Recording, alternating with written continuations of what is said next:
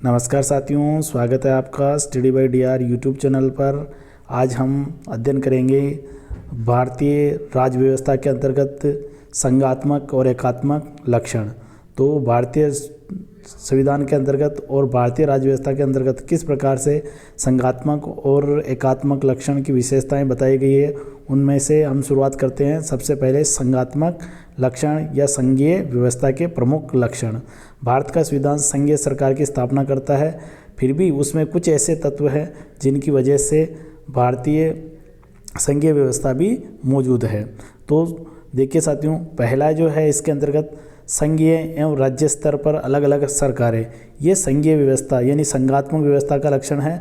यानी जिस प्रकार से एक तो केंद्र में सरकार है, जैसे कि अभी मोदी जी की सरकार है, और मान लीजिए कि किसी भी राज्य की बात करें, चाहे यूपी एमपी, जैसे यूपी में योगी जी की सरकार है, तो राजस्थान में अशोक गहलोत की सरकार है, तो अलग अलग स्तर पर सरकारें बनती है। तो ये संघीय या संघात्मक लक्षण कहलाता है। शक्तियों का विभाजन, साथियों आपको पता है कि जो भारतीय संविधान की जो 7वीं अनुसूची है, कौन सी 7वीं अनुसूची, 7वीं अनुसूची के अंतर्गत शक्तियों का विभाजन दे रखा है और 3 प्रकार की सूचियां दे रखी है। कौन? संघ सूची, राज्य सूची और समवर्ती सूची, यानी कि 3 प्रकार की सूचियां दे रखी है साथियों। वो तो ये संघात्मक लक्षण है। एक लिखित संविधान, देखिए साथियों, जो लिखित संविधान है वो क्यों जरूरी है कि आप शक्तियों का विभाजन कर रहे हो तो एक लिखा हुआ होना जरूरी है। अगर किसी भी मान लीजिए शक्तियों का या और भी कोई भी प्रावधान है या कानून है, अगर वो लिखा हुआ नहीं है तो उसको हम कैसे बताएंगे कि भाई ये कानून मान्य है या मान्य नहीं है। तो एक लिखित संविधान जो कि संघात्मक व्यवस्था का एक प्रमुख लक्षण है, यह संघात्मक सरकार का प्रमुख लक्षण है। एक संविधान की सर्वोच्चता, अगर मान लीजिए केंद्र और राज्य में अगर किसी प्रकार का कोई विवाद होता है तो वो संविधान की सर्वोच्चता के अनुसार निपटाया जाएगा। यानी कि सब भारत के अंतर्गत सबसे ऊपर कौन है? संविधान है, और संविधान को जो स्रोत है वो कौन है? यहाँ की जनता है। यानी कि संविधान सभा को बनाने के लिए जनप्रतिनिधि आए और अलग अलग क्षेत्रों से आकर उस संविधान सभा का निर्माण किया। तो संविधान की सर्वोच्चता है। फिर इसके बाद में देखिए साथियों, अगला है संविधान की कठोरता। संविधान की जो कठोरता है वो संघात्मक लक्षण को प्रतीत करती है या उसकी ये विशेषता मानी जाती है। एक स्वतंत्र न्यायपालिका, देखिए साथियों, हमारे यहाँ पे स्वतंत्र एकीकृत न्यायपालिका है। यानी कि हम बात करें सबसे पहले तो डिस्ट्रिक्ट कोर्ट, फिर ऊपर चलेंगे तो हाई कोर्ट, फिर ऊपर चलेंगे तो सुप्रीम कोर्ट। इस प्रकार से एक एकीकृत व्यवस्था जो कि मतलब स्वतंत्र न्यायपालिका है, यानी कि ये किसी सरकार के दबाव में नहीं है और ना ही किसी सरकार के अंडर में आती है और स्वतंत्र न्यायपालिका है। मान लीजिए संसद कोई ऐसी विधि बनाती है जो मौलिक अधिकारों का हनन करती है या जन कल्याण के लिए सही नहीं है, तो न्यायपालिका उसे निरस्त कर सकती है या न्यायिक पुनरावलोकन का प्रयोग करके उससे शून्य घोषित कर सकती है। जिस प्रकार से साथियों आपको पता है कि 99वां संविधान संशोधन हुआ था, उसके अंतर्गत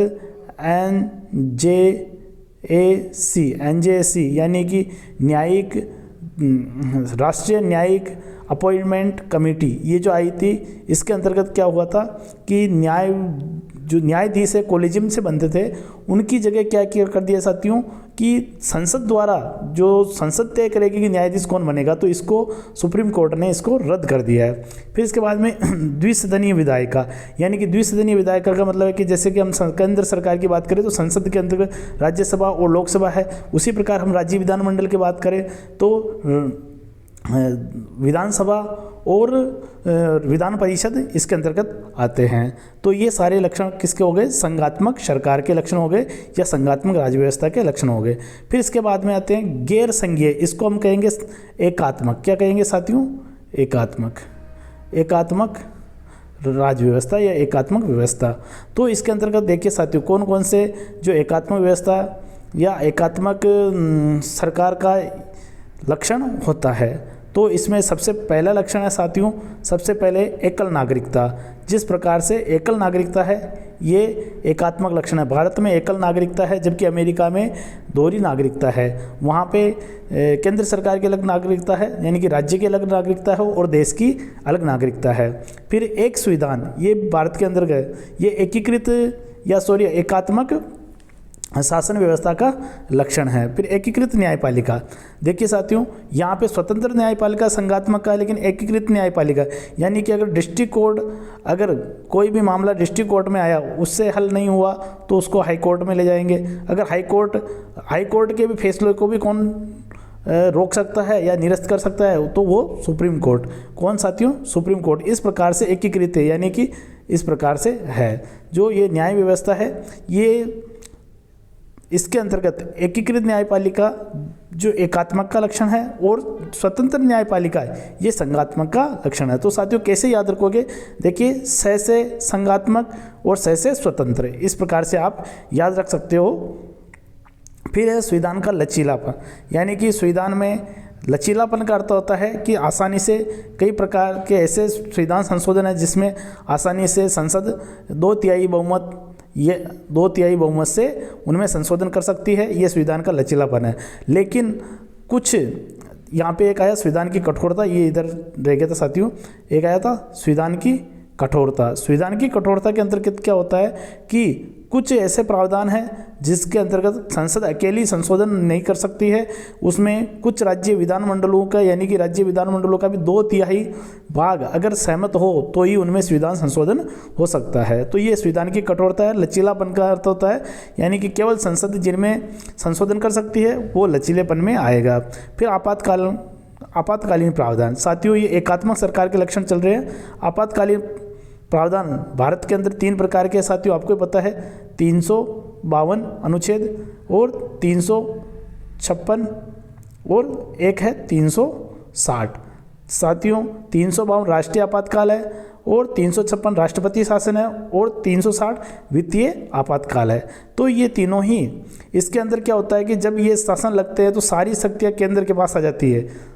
किसके पास आ जाती है साथियों? केंद्र के पास आ जाती है। और जब केंद्र के पास आ जाती है तो केंद्र सभी राज्यों का सर्वे सर्वा बन जाता है और जो केंद्र कहता है वही राज्यों को करना पड़ता है साथियों। इसीलिए आपातकालीन प्रावधान एकात्मक सरकार की विशेषता है। तो साथियों आज की ये संक्षिप्त क्लास यहीं समाप्त होती है। अगर आपको क्लास अच्छी लगी या आपको वीडियो अच्छा लगा तो आप चैनल को सब्सक्राइब करें और वीडियो को अधिक से अधिक शेयर करें, लाइक करें साथियों। अब मिलते हैं अगली क्लास में। जय हिंद, जय भारत।